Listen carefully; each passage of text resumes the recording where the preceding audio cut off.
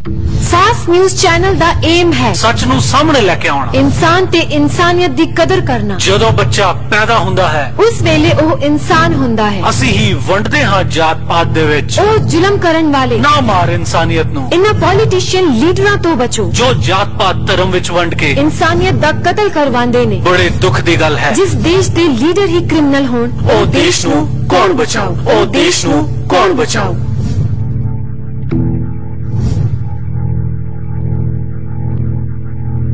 Fast news channel देखने वाले सभी दर्शकों को मेरा प्यार भरा आदाब, नमस्कार, सत श्री अकाल। यूँ तो हम अपने आप को एंटरटेन करने के लिए न जाने कितने सारे प्रोग्राम्स देखते हैं, लेकिन आज जो प्रोग्राम हम आपके लिए लेकर आए हैं उसका मुद्दा थोड़ा सा गंभीर है। ये मुद्दा ऐसा है जो न केवल इंडिया बल्कि पूरे संसार में एक परेशानी और बेचैनी का सबब बना हुआ है। तो क्या है ये मुद्दे, क्या है इनके कारण और क्या इनका कोई सोल्यूशन है, ये जानने के लिए चलिए बात करते हैं अपनी आम जनता से। तो हमें 84 का राइट याद आ जाता है। तो चलिए सिख धर्म के लोगों से पूछते हैं कि उनका इसके बारे में क्या कहना है। जी आपका नाम? मेरा नाम जगजीत सिंह और मैं अध्यापन के पेशे से जुड़ा हुआ हूँ और अपने सिख धर्म से जुड़ा हुआ हूँ। जगजीत जी, हम आपसे जानना चाहते हैं कि जो 84 में राइट हुए थे, आपको क्या लगता है लोगों को अभी तक उसका जस्टिस मिला है? आपने बड़ा मार्मिक सवाल पूछा है। ये बात तो सारा संसार जानता है कि आज अगले साल तक 1984 के सिख विरोधी दंगों या कह सकते हो कत्लेआम को 30 साल होने को आए हैं, परंतु अभी तक एक भी दोषी को सजा नहीं मिली। ये सिख विरोधी दंगे तो क्या, जो 2002 के गुजरात के दंगे हैं मुस्लिम विरोधी, और यहाँ तक कि कृष्णों को जलाए जाने की जो घटनाएं हैं, अभी तक एक भी इंसान को पूरे तरीके से संतुष्ट करने वाली सजा नहीं मिली, ना ही कोई इसके बारे में जस्टिस आया है। तो मैं ये सोचता हूँ कि जो ये इनका जो सूत्र है, मेन जो सूत्रधार हैं वो पॉलिटिशियंस ही हैं। इनका जो बिंदु जहाँ से शुरू होता है वो पॉलिटिशियन है, और जब सब मामलों के जो निर्णय आ जाएंगे, फैसले हो जाएंगे, तब इन लोगों का क्या रहेगा? इन लोगों की तो कोई पूछेगा भी नहीं, सब लोगों में प्यार हो जाएगा। और ये लोग नहीं चाहते पॉलिटिशियन या राजनीतिज्ञ कि ऐसा कोई भी काम हो जिससे किसी प्रकार को कोई हल निकले, हल ना निकले, इसलिए सभी लोग सक्रिय हैं। तो मैं ये सोचता हूँ कि इन सभी के घटनाओं के पीछे सिर्फ राजनीतिज्ञ लोगों का ही हाथ है, पॉलिटिशियंस का ही हाथ है। बहुत बहुत शुक्रिया। Thank you. तो सिख धर्म के लोगों का कहना है कि आज 30 साल हो गए हैं, लेकिन उन्हें अभी तक कोई जस्टिस नहीं मिला है। कारण वो भी पॉलिटिशियंस ही बताते हैं। उनका कहना है कि ये पॉलिटिशियंस ही हैं जो नहीं चाहते कि लोग आपस में प्यार से रहें, एकता से रहें। अगर सारे विवाद खत्म हो जाएंगे तो फिर इन पॉलिटिशियंस की जो साजिश है वो कामयाब कैसे होगी। इन्हीं बातों के साथ बढ़ते हैं अपने अगले सवाल की तरफ। तो आइए हम यही सवाल सिख धर्म के एक और शख्स से पूछते हैं और देखते हैं कि उनका क्या कहना है। जी आपका नाम? जी मेरा नाम हरविंदर सिंह है। जी हरविंदर जी, आपसे मेरा सवाल है कि 84 में जो राइट्स हुए थे, आपको क्या लगता है उसका जस्टिस अभी तक लोगों को मिला है? कोई जी ऐसी गल है, आज तक तो किसी को जस्टिस तो कोई मिला नहीं है। और गुजरात में भी इतने दंगे हुए हैं, इतने लोग मरे हैं, तो आज तक उनको कोई जस्टिस नहीं मिला, तो हमको जस्टिस कहाँ से मिल सकता है? ये जितना भी काम जो चल रहा है, ये सारे ही जितने भी अपना पॉलिटिशियन ने सारे वही करा रहे हैं। ते अपना मैं तो यही कहना चाहना, जिस दिन सारे धर्म एक हो गए ते इन्हां लोगों को पूछेगा ही नहीं, क्योंकि जो दंगे ने जो कुछ है सब कुछ पॉलिटिशियन ही करा रहे हैं, ते साडा इहदे विच कोई वस नहीं चल सकता। ते मैं यही कहना चाहना कि जिन्ने भी धर्म ने सारे एकजुट हो जान, और यह पॉलिटिशियन नहीं चाहते कि सानू कोई इंसाफ मिले। यह सारे जिन्ने हिंदू, मुसलमान, ईसाई, सिख ने यह आपस च हर बंदे नू लड़ाना चाहते ने।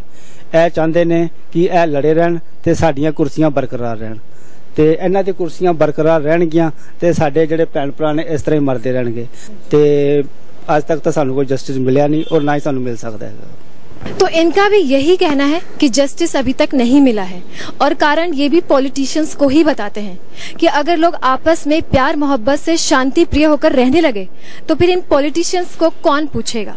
तो आइए अब अपना अगला सवाल करते हैं अपनी यूथ से और जानते हैं कि हमारे यूथ का इन मुद्दों पर क्या कहना है।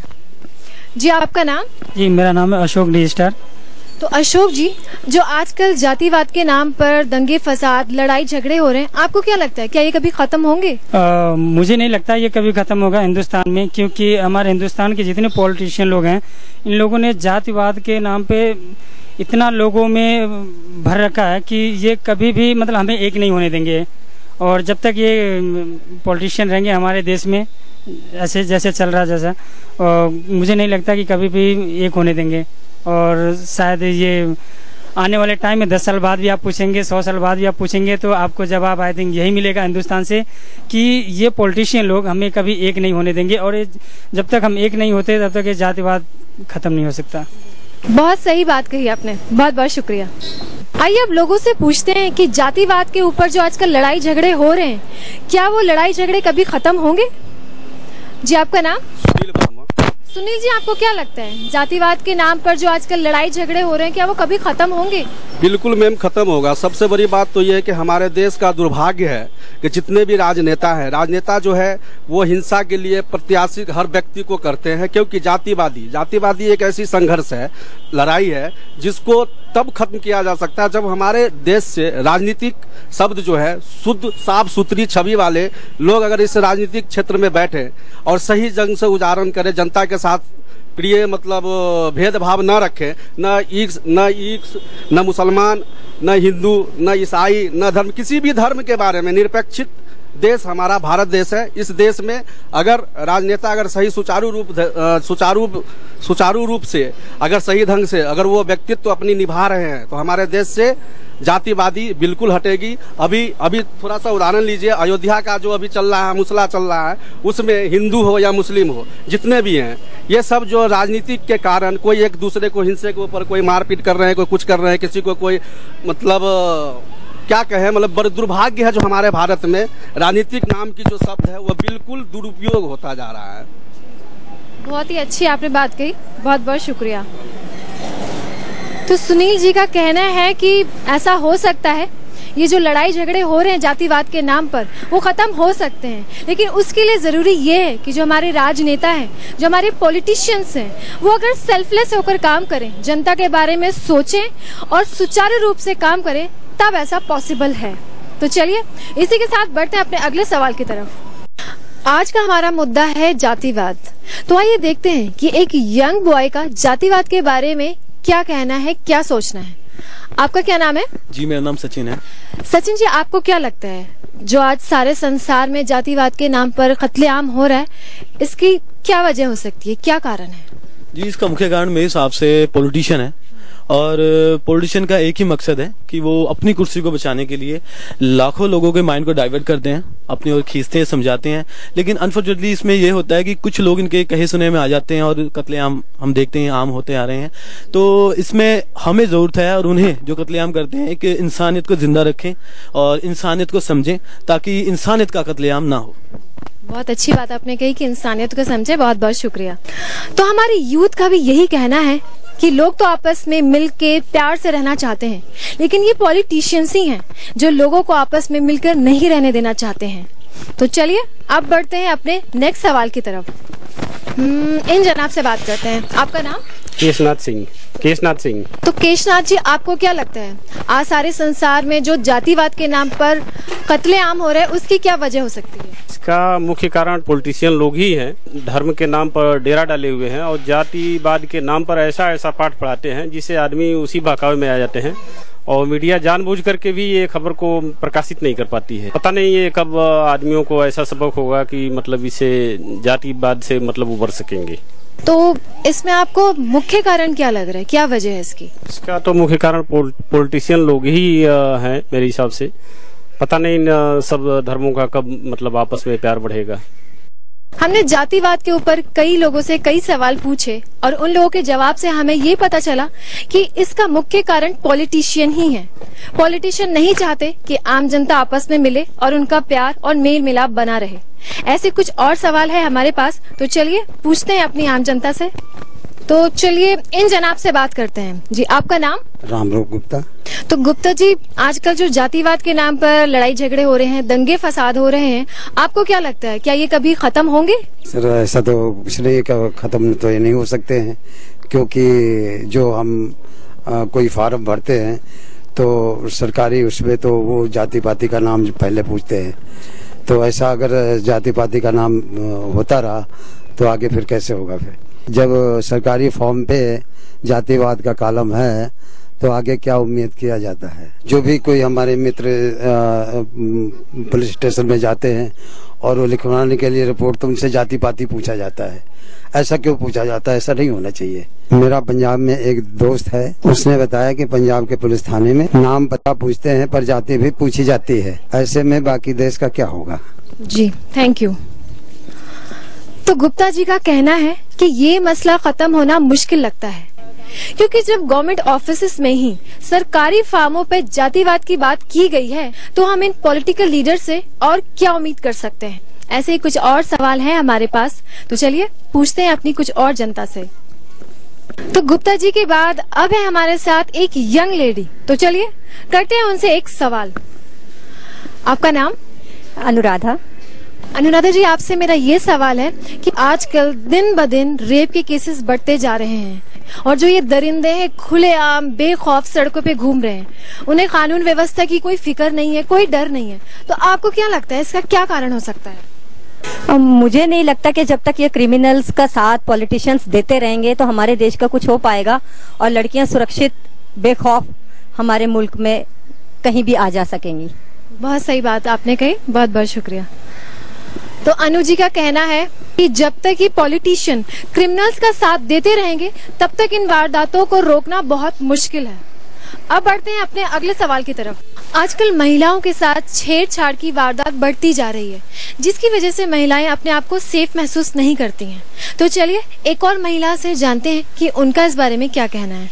जी आपका नाम? शाहीन। मैम, आपसे मैं ये जानना चाहती हूँ कि आजकल हर 10 मिनट में सुनने को आता है कि रेप केसेस हो रहे हैं, तो ये जो दरिंदे हैं इनको कानून व्यवस्था का डर क्यों नहीं है? मेरा ये मानना है कि देश का व्यवस्था जो है पॉलिटिशियन के हाथों बिक गया है। यहाँ तक के कहते हुए शर्म आती है कि देश से जो बाहर से जो महिलाएं आती हैं उनके साथ भी छेड़खानी होती है, जिसकी वजह से वो यहाँ आने में डरती हैं और वो यहाँ आने से कतराती हैं। तो आपको इसका मुख्य कारण क्या लगता है? पॉलिटिशियन के हाथों सारा देश का व्यवस्था बिक गया है। बहुत बहुत शुक्रिया। तो इनका भी यही कहना है कि पॉलिटिशियंस के हाथों ये कानून व्यवस्था जो है वो बिकी हुई है। अगर हमारे पॉलिटिशियंस अच्छे हों और सही तरीके से काम करें तो महिलाएं अपने आप को सेफ महसूस करेंगी। तो चलिए अब अपना प्रोग्राम आगे बढ़ाते हैं और लेते हैं अपना नेक्स्ट क्वेश्चन। आजकल एक मुद्दा बहुत बड़ी परेशानी का सबब बना हुआ है, खासकर महिलाओं के लिए। सड़क चलते महिलाओं के साथ छेड़खानी करना, बढ़ते हुए रेप केसेस। चलिए देखते हैं महिलाओं का इस बारे में क्या कहना है और उसका क्या एक्सपीरियंस है। जी आपका नाम? काकुल। काकुल, मेरा आपसे ये सवाल है कि आजकल हर 10 मिनट में रेप के केसेस सुनने को मिलते हैं, तो आपको क्या लगता है ये जो दरिंदे हैं इन्हें कानून व्यवस्था की कोई फिक्र नहीं, कोई डर नहीं, इसका क्या कारण है? सबसे बड़ा कारण तो इसका यही है कि जो हमारी कानून व्यवस्था है वो ही पॉलिटिशियंस के हाथों में है। जब तक वो आगे बढ़कर कुछ नहीं करेंगे तो इनको तो पूरा मौका मिलता है कि ये लोग कुछ कर ही नहीं सकते। ये सारे क्रिमिनल्स होते हैं, ये सारे पॉलिटिशियंस के ही बेटे होते हैं मोस्टली, तो इनको किसी चीज का डर ही नहीं है। तो girls in Delhi we are not safe actually. तो आपको जब बाहर निकलती हैं तो आपको डर लगता है? जब आप अकेली निकलना चाहती हैं, मूव करती हैं आप अकेली, तो कभी डर महसूस करती हैं? बिल्कुल डर महसूस होता है। आजकल जिस हिसाब से न्यूज सुनने में आती है कि कभी मतलब गैंग रेप हो रहे हैं नॉल, तो जरूर डर लगता है। हम बिल्कुल भी सेफ फील नहीं कर सकते। तो इसका जो पूरा है आप देती हैं, ब्लेम करती हैं आप पॉलिटिशियंस को? Yes of course, politicians 80% blame politicians को ही जाता है, बाकी 20% हमारा इंडियन लॉ वो भी उन्हीं के हाथों में ही है। तो सारा ब्लेम एक तरह से 100% पॉलिटिशियंस को ही जाता है। बिल्कुल सही बात कही आपने, बहुत बहुत शुक्रिया। तो काकुल का कहना है कि ये जो सारी वारदात हो रही है महिलाओं के साथ छेड़खानी और महिलाएं जो सेफ महसूस नहीं कर रही हैं, ये सारा ब्लेम देती हैं पॉलिटिशियंस को। तो अगर ये पॉलिटिशियंस थोड़ा सा जागरूक हो जाएं तो महिलाएं अपने आप को बहुत ज्यादा सेफ महसूस करेंगी। तो दोस्तों, कैसा लगा आपको हमारा प्रोग्राम? हम इसी तरह के मुद्दे आपके सामने लेकर आते रहेंगे। हमारे लिए आपके कमेंट्स बहुत जरूरी हैं, इसलिए प्लीज आप अपने कमेंट्स हमारे साथ जरूर शेयर करें। हमारा ईमेल एड्रेस लगातार आपकी टीवी स्क्रीन पर दिखाया जा रहा है, आप हमें उस पर ईमेल करें। और अगर आप यूट्यूब देख रहे हैं तो प्लीज उस पर कमेंट कर दें। इसी के साथ हम अपना आज का प्रोग्राम यहीं खत्म करते हैं। अगले एपिसोड में होगी आपसे फिर मुलाकात, करेंगे कुछ और गंभीर मुद्दों पे बात। तब तक के लिए नमस्कार। सास न्यूज चैनल दा एम है सच ਨੂੰ ਸਾਹਮਣੇ ਲੈ ਕੇ ਆਉਣਾ, इंसान ते इंसानियत दी कदर करना। ਜਦੋਂ ਬੱਚਾ ਪੈਦਾ ਹੁੰਦਾ ਹੈ उस वेले ਉਹ इंसान ਹੁੰਦਾ है। ਅਸੀਂ ਹੀ ਵੰਡਦੇ ਹਾਂ ਜਾਤ ਪਾਤ ਦੇ ਵਿੱਚ, ਉਹ जुलम करन वाले ਨਾ ਮਾਰ ਇਨਸਾਨੀਅਤ ਨੂੰ। इन्हां पॉलिटिशियन लीडरां तो बचो ਜੋ ਜਾਤ ਪਾਤ ਧਰਮ ਵਿੱਚ ਵੰਡ ਕੇ इंसानियत दा कतल करवांदे ने। ਬੜੇ ਦੁੱਖ ਦੀ ਗੱਲ ਹੈ। जिस देश दे लीडर ही क्रिमिनल होण ਉਹ ਦੇਸ਼ ਨੂੰ ਕੌਣ ਬਚਾਊ, ਉਹ ਦੇਸ਼ ਨੂੰ ਕੌਣ ਬਚਾਊ।